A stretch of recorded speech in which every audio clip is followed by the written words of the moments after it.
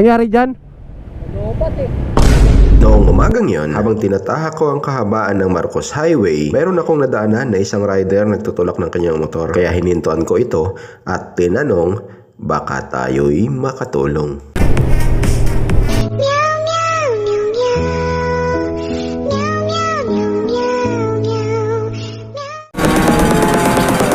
Tulungan natin to si Kuya. Nagtutulak ng motor eh. Nangyari dyan? Lobat eh.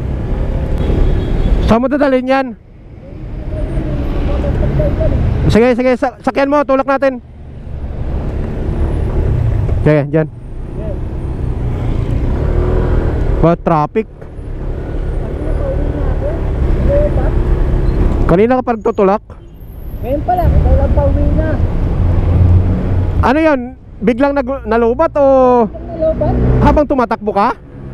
Hindi, nagpapahinga. Ah, kung mabilis sana eh, may kadyot natin eh, baka gumana eh. Para mag-charge siya. Traffic eh. Ano ba yan?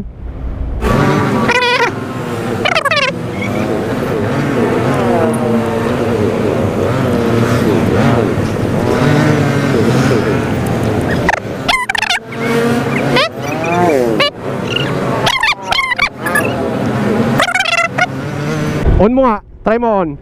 Ayaw? Ayaw talaga? A few minutes later. Ayan o. Yung DGC.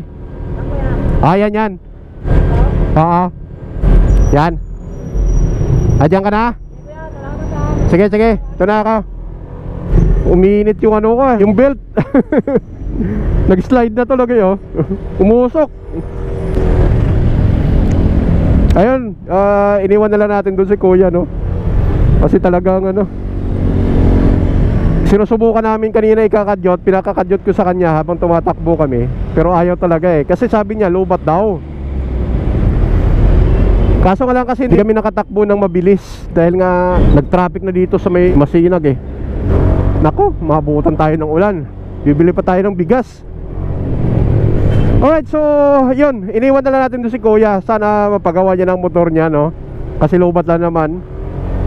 Eh, i-jumper lang yan doon or i-charge ng konti ng motor shop para matakbo na siya kung lobat lang. Kasi naghihintay daw siya ng ano, ng nag-pick up or nag-deliver, naghihintay siya doon.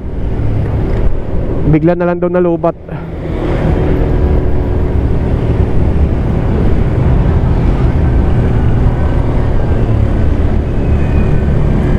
Pero yung ulan nandun na sa unahan natin, no? Naku, basang-basa tayo nito mamaya.